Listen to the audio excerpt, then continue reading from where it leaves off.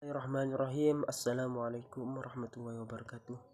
Alhamdulillahirabbil alamin. Assalatu wassalamu ala asrafil anbiya'i wal mursalin Sayyidina Muhammadin wa ala alihi wa sahbihi wa barik wa sallim ajma'in. Amma ba'du. Yang kami takzimi dan yang kami hormati Bapak Fikri Farihin MPDI selaku pengampu mata kuliah Administrasi dan Supervisi Pendidikan. Dan tak lupa teman-teman PAI 5C yang saya banggakan. Puji syukur kehadirat Allah Subhanahu wa taala yang telah melimpahkan rahmat serta hidayahnya sehingga kita dikaruniai kenikmatan dan kesehatan. Salawat serta salam tetap tercurah limpahkan kepada baginda kita Nabi besar Muhammad SAW yang telah membawa kita dari alam kebodohan menuju ke alam yang penuh dengan keilmuan begitu.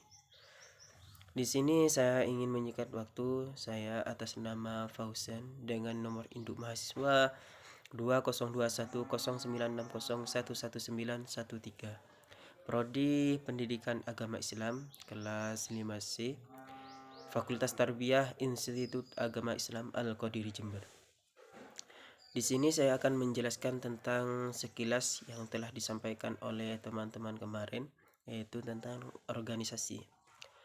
Yaitu organisasi adalah merupakan pengelompokan ke dalam aktivitas yang sama, yaitu orang-orang yang tujuannya sama itu dikelompokkan sebagai untuk membentuk organisasi dan untuk mengordinir bagaimana kondisi kedepannya itu biar sama, tujuannya sama, kerja sama, dan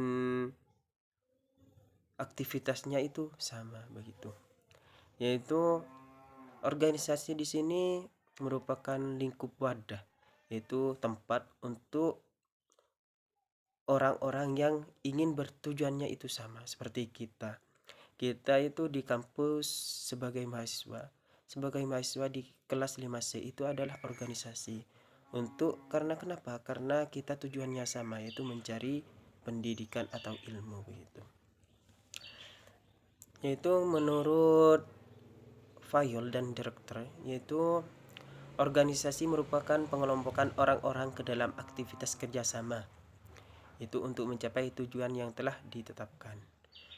Organisasi adalah struktur dan tata pembagian dan struktur tata hubungan kerja antara kelompok orang memegang posisi yang bekerja sama secara tertentu untuk bersama-sama mencapai suatu tujuan tertentu, yaitu menurut Prajodi, yaitu pada tahun 1975.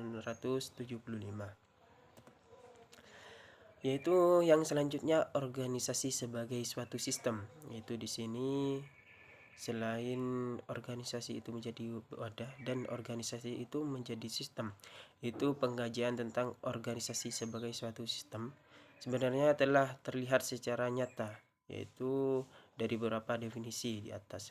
Yaitu yang pertama, sebagai sistem, yaitu elemen-elemen dalam sistem, yaitu mulai dari input, proses, dan output. Di sini ada input itu mulai masuknya, prosesnya itu bagaimana, dan keluarnya itu apa begitu.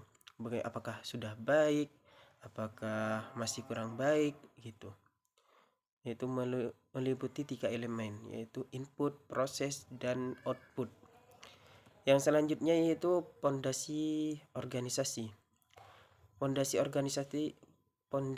organisasi yaitu banyak istilah yang dipergunakan untuk pondasi organisasi. Misalnya ada para ahli yang mempergunakan asas-asas organisasi, prinsip-prinsip organisasi, atau landasan-landasan organisasi.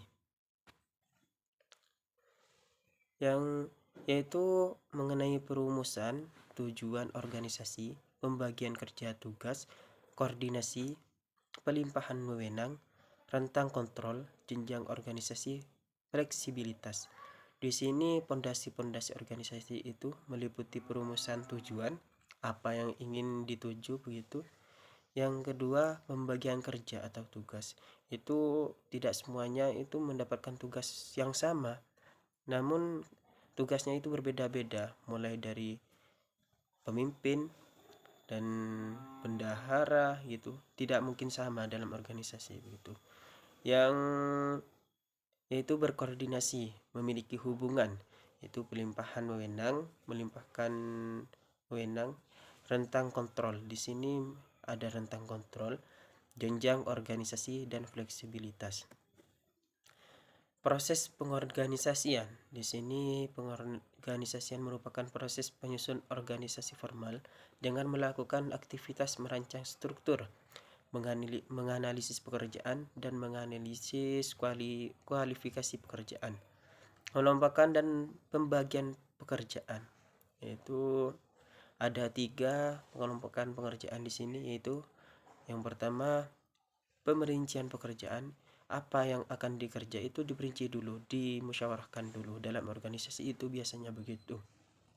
Itu untuk menjadikan tujuannya itu sama harus ada musyawarah biar tidak ada perpecahan gitu. Yang kedua, pembagian beban pekerjaan kepada orang-orang yang memiliki kualifikasi yang tepat. Itu mulai dari orangnya itu mau ditunjuk jadi apa, ini jadi apa gitu. Otomatis itu akan ada pembagiannya masing-masing, mulai dari pemimpin sampai tingkat bawahan gitu. Yang terakhir yaitu pengadaan dan pengembangan mekanisme untuk mengorganisasikan pekerjaan. Di sini ada pengembangan, yaitu harus ada pengembangan memang dalam organisasi, yaitu dalam lingkup pekerjaan itu harus optimal begitu. Yang selanjutnya itu hierarki organisasi, yaitu salah satu asas yang sangat penting terutama dilihat dari pendekatan pembagian tugas, yaitu wewenang dan tanggung jawab kepada semua jabatan. Yaitu yang selanjutnya objek, strategi dan teknik dalam organisasi. Di sini ada objek, apa yang dituju oleh organisasi tersebut, mesti ada objek yang ditujui begitu. Yang kedua taktik organisasi, yaitu mengenai cara-cara untuk menjadikan organisasi itu suatu tindakan yang tidak terpaksa, yaitu sesuai dengan apa yang dituju. Yang terakhir yaitu lingkungan dan dinamika organisasi, yaitu ada lingkungan organisasi, ada perubahan dalam organisasi, ada organisasi perubahan teknologi, ada dampak teknologi organisasi manajemen, ada organisasi adalah dinamis, banyak lainnya yang sampai ke bawah.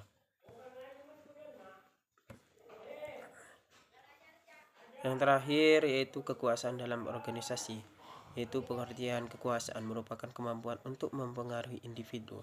Artinya contohnya seorang pemimpin itu tidak akan menjadi pemimpin kecuali orang-orang yang memang dikaruniai kepercayaan oleh anggota-anggota di bawahnya begitu. Yang terakhir yaitu strategi dan menjinakkan kekuasaan dan kewenangan gitu. Mungkin sekian dari saya, kurang lebihnya mohon maaf. Wassalamualaikum warahmatullahi wabarakatuh.